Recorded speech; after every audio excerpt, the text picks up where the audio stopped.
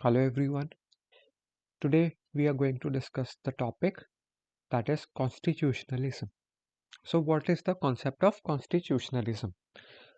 Constitutionalism, it refers to the arrangement which forces the rulers to stay within their jurisdiction by means of the constitution. मतलब constitutionalism क्या है? एक ऐसा arrangement है जो force करता है rulers को कि वो अपनी jurisdiction में ही रहे, उसको overreach ना करे एंड ऐसा हम लोग कैसे अचीव करते हैं? By the means of constitution. So it is the arrangement which forces the rulers to stay within their jurisdiction through the means of constitution. It implies that the exercise of political power it shall be bounded by limitations, checks, controls and rules. मतलब जो political power use करनी है वो limited होनी चाहिए, उसके ऊपर limitations होने चाहिए, कुछ कंट्रोल्स एंड चेक्स होने चाहिए। ऐसा नहीं है कि गवर्नमेंट आर्बिट्रेरीली कोई भी एक्शन ले ले और उसको चेक करने के लिए कोई हो ना। तो एज वी नो कि judiciary is there which can validate the laws passed by the parliament. So if it finds that these laws are not in line with the constitution or they violate the constitution, then these can be declared ultra vires or unconstitutional. So this is constitutionalism कि जो main focus इसका यही है कि जो political power का exercise है वो लिमिटेड होना चाहिए, उसके ऊपर कुछ रोक होने चाहिए, ऐसे आर्बिट्रेरी यूज ऑफ पावर नहीं होना चाहिए. What is the need for constitutionalism? Now, according to Thomas Hobbes, over the period of time, the state has become Leviathan. That means those who are part of the state, they instead of working for the welfare of the citizens, they started working against their interest. मतलब Thomas Hobbes ने ऐसा बोला था कि over the time के साथ में जो स्टेट है वो लेवियथान बन गई है. अब लेवियथान का मतलब क्या है? इसका मतलब ये है कि जो लोग स्टेट के जिनको लोगों का वेलफेयर करना था वो उनके अब अगेंस्ट काम कर रहे हैं. मतलब जो लोग पावर में हैं वो लोगों की भलाई और वेलफेयर करने के बजाय लोगों के खिलाफ काम कर रहे हैं, ऐसे काम कर रहे हैं जो उनके लिए अच्छे नहीं हैं. मतलब वो अपना फ़ायदा देख रहे हैं और लोगों के वेलफेयर के बारे में सोच नहीं रहे हैं. That is the concept of Leviathan proposed by Thomas Hobbes. तो इसकी वजह से क्या होगा? They started acquiring more power unto themself. तो उनके पास ज़्यादा पावर आ रही थी, ज़्यादा पावर कंसंट्रेशन हो रही थी उनके पास. और ऐसा उन्होंने कैसे अचीव किया? They did so by acquiring more power only at the cost of the rights and freedoms of the citizens. मतलब उन्होंने ज़्यादा पावर तो एक्वायर कर ली, बट वो पावर जो है वो किस कॉस्ट पे आई? वो आई at the cost of rights and freedoms of the citizens. मतलब सिटीजन्स की जो राइट्स थी, फ्रीडम्स थी, वो कम करके उन्होंने अपनी पावर को बढ़ा लिया. That is the relationship between the state and citizens is a two person zero sum game. मतलब एक का नुकसान, दूसरे का फायदा. सिटीजन्स का यहाँ पे नुकसान हो रहा है बिकॉज उनकी राइट्स एंड फ्रीडम्स जा रही थी, और स्टेट का यहाँ पे फायदा हो रहा है बिकॉज उसके पास ज़्यादा पावर आ रही थी. तो एक का नुकसान, एक का फायदा. If absolute power is given to the state, then it can result in the dictatorial tendencies of the state. अगर उनके पास अनलिमिटेड पावर है, कोई रोकने वाला नहीं है, तो डिक्टेटोरियल टेंडेंसीज की बहुत ज़्यादा पॉसिबिलिटी है. They will act as a dictator because अब उनके ऊपर कोई रोक टोक नहीं है, अकाउंटेबिलिटी नहीं है. The concept of constitutionalism has come into existence to prevent such a scenario. तो ऐसे सिनेरियो ना हो, इसीलिए the concept of constitutionalism has emerged. तो कॉन्स्टिट्यूशनलिज्म बेसिकली ये इंश्योर करने के लिए है कि जो स्टेट के पास है वो एब्सोल्यूट पावर ना आ जाए, सिटीजन्स की राइट्स जो है वो प्रोटेक्टेड रहे, ताकि जो पावर में है वो डिक्टेटोरियल वो काम ना करे, कुछ ऐसा ना करे कि वो एक डिक्टेटर बन जाए इन अ डेमोक्रेसी. तो उसके लिए concept of constitutionalism has arisen. What are the dimensions of constitutionalism? तो किस किस बेसिस पे हम लोग देख सकते हैं कि कॉन्स्टिट्यूशनलिज्म जो है वो इफेक्टिव है in limiting the power of the state and ensuring the democratic freedoms and rights of the citizens. तो इसमें फर्स्ट पॉइंट क्या है? The strict implementation of the rule of law in both letter and spirit. तो जो rule of law है उसकी implementation strictly होनी चाहिए both in letter and spirit. ना इसका मतलब क्या है? लेटर मतलब इन राइटिंग, स्पिरिट मतलब रियलिटी में. तो formally as well as in the reality, मतलब कागज पे भी होना चाहिए, फॉर्मली डॉक्यूमेंट पे होना चाहिए और रियलिटी में भी होना चाहिए. That is it should be implemented in both letter and spirit. The law should protect the honest and responsible citizens and it should punish the violators of the law. तो rule of law होगा तो जो honest और responsible citizen हैं उनकी protection होनी चाहिए और जो वॉयलेटर्स हैं, जो लॉस को तोड़ते हैं, उनको पनिशमेंट मिलनी चाहिए. सो that is the rule of law, जहाँ पे सारे इक्वल है, गलती करने वाले को पनिशमेंट मिले और जो ऑनेस्ट रिस्पॉन्सिबल है उनकी राइट्स को प्रोटेक्शन मिले. सो that is the rule of law. The next point is the ability of the state to protect and promote the fundamental rights of the citizen.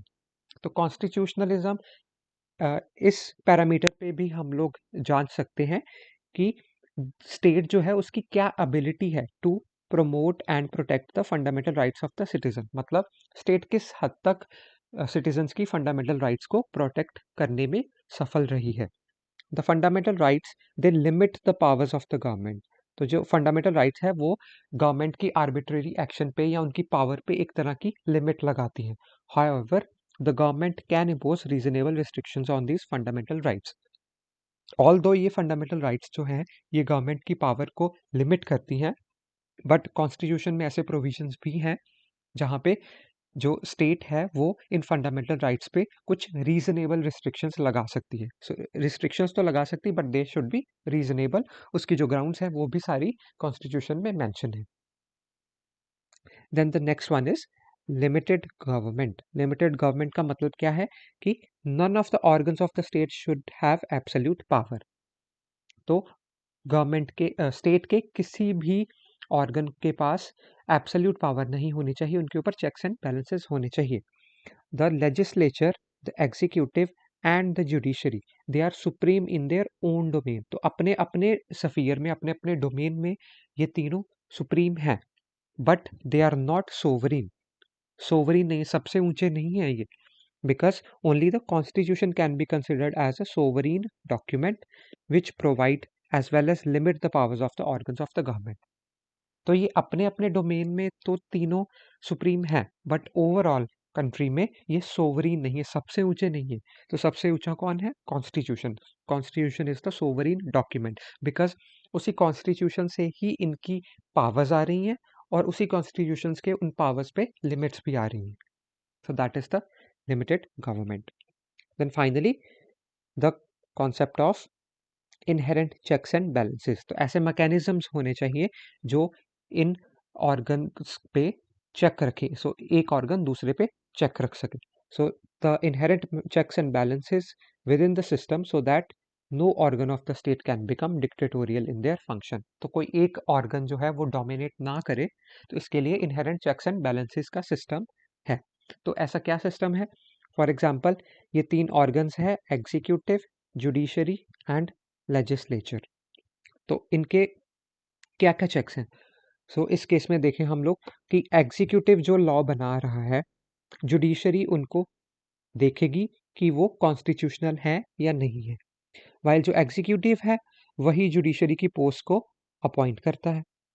जो जजेस की जो वैकेंसीज वगैरह हैं तो उसके लिए जो प्रोसीजर्स हैं वो डिसाइड कौन करता है? एग्जीक्यूटिव. तो एक दूसरे पे इनका चेक हो गया. वैसे ही जो जुडिशरी है वो लेजिस्लेचर के लॉस को इंटरप्रेट करती है और डिटर्मिन करती है कि वो कॉन्स्टिट्यूशनल है या नहीं है. अगर वो कॉन्स्टिट्यूशनल नहीं है तो जुडिशरी उन लॉस को नल एंड वॉइड कर सकती है, उनको अनकॉन्स्टिट्यूशनल डिक्लेयर कर सकती है. वहीं जो लेजिस्लेचर है वो जुडिशरी के मेंबर्स को यानी जजेस को इम्पीचमेंट के लिए प्रोसीजर स्टार्ट कर सकता है और कॉन्स्टिट्यूशनल अमेंडमेंट्स का प्रोसीजर भी लेजिस्लेचर के पास है। तो जुडिशरी ने अगर कुछ बोला ऐसा करो, तो जो लेजिस्लेचर है वो उसके कॉन्टेक्स्ट में या उसके अगेंस्ट भी कॉन्स्टिट्यूशनल चेंजेस ला सकता है। तो ये एक दूसरे के ऊपर चेक रखते हैं इस तरह से। नाउ जो एग्जीक्यूटिव और लेजिस्लेचर है उसमें भी there is a mechanism of check and balance. For example जो लेजिस्लेचर है वो इम्पीचमेंट कर सकता है एग्जीक्यूटिव की, उसका जो जितने भी प्रोसीजर हैं वो सारे लेजिस्लेचर में ही स्टार्ट होंगे। तो इम्पीचमेंट या ये वीटो को ओवरराइड भी कर सकता है और इनकी जो अपॉइंटमेंट है वो भी यहाँ से होंगी। तो लेजिस्लेचर और एग्जीक्यूटिव का ये चेक एंड बैलेंस है। और जो एग्जीक्यूटिव है वो हमने पढ़ा है कि वो लेजिस्लेचर के लिए रिस्पॉन्सिबल है, मतलब अकाउंटेबल है, उनको अपने एक्शंस के लिए जवाब देना पड़ेगा लेजिस्लेचर को।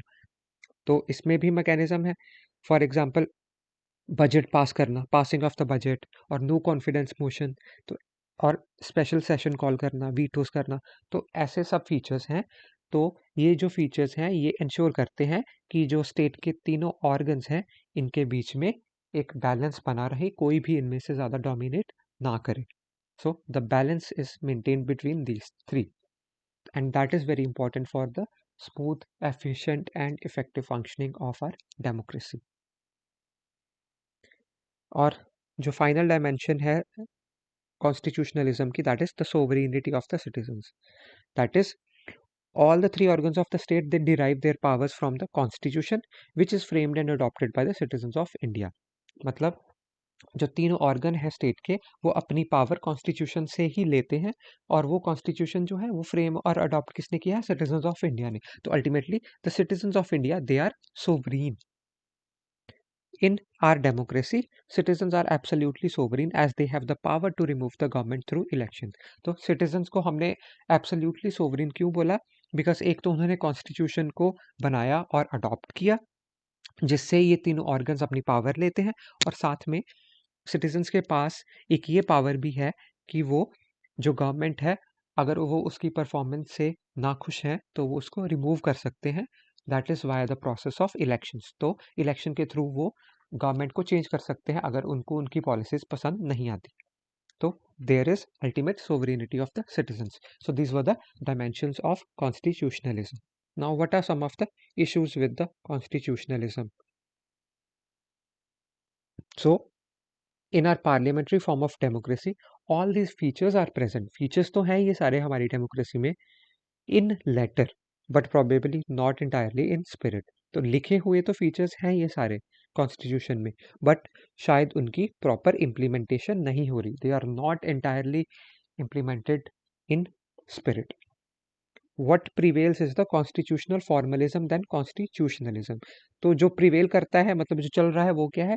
Constitutional formalism. मतलब कॉन्स्टिट्यूशन में तो ये सारा कुछ फॉर्मली लिखा है और वही चीज़ चल रही है रियलिटी में, वो शायद पूरी अपनी स्पिरिट में इम्प्लीमेंट नहीं किया जा रहा है। इसके रीजंस क्या है? This is mainly because of weaknesses in the functioning of our institutions। For example, more than 48 million cases they are pending at different levels in our judiciary। तो हमारी जुडिशरी के अलग अलग लेवल्स पे, डिस्ट्रिक्ट लेवल हो, state level हो या supreme court का लेवल हो, सभी पे अगर हम लोग देखें तो टोटल में 48 मिलियन केसेस है जो अभी पेंडिंग पड़े हैं। और इसकी वजह से क्या हो रहा है? जस्टिस जो है वो डिले हो रही है, और हमें ये तो पता ही है कि justice delayed is justice denied. तो जस्टिस डिले हो रही है बिकॉज कोर्ट का फैसला आने में ही बहुत सारे साल लग जाते हैं, बहुत सारे years it is taking so many years for the decision to come out, जिसकी वजह से जो जस्टिस है वो डिले हो रही है, और डिलेड जस्टिस जो है वो डिनाइड है बिकॉज जस्टिस उसमें अपने टाइम पे नहीं हो रही। तो ये कॉन्स्टिट्यूशनलिज्म के अगेंस्ट जा रहा है। देन लेजिस्लेचर में देखें हम लोग तो around 43% of the MPs in Lok Sabha have criminal records. तो इसकी वजह से क्या हो रहा है? Law breakers they have become law makers.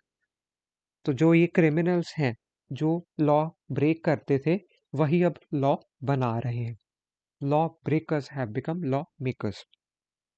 तो ये भी कॉन्स्टिट्यूशनलिज्म के अगेंस्ट है। So these are the issues because हमारे जो डेमोक्रेटिक फंक्शन है, जो सिस्टम है हमारा, उसमें इनहेरेंट वीकनेसेस है जिनको हमें ओवरकम करना पड़ेगा in order for the constitutionalism to be there in both letter and spirit. Hence, the need is for comprehensive reforms.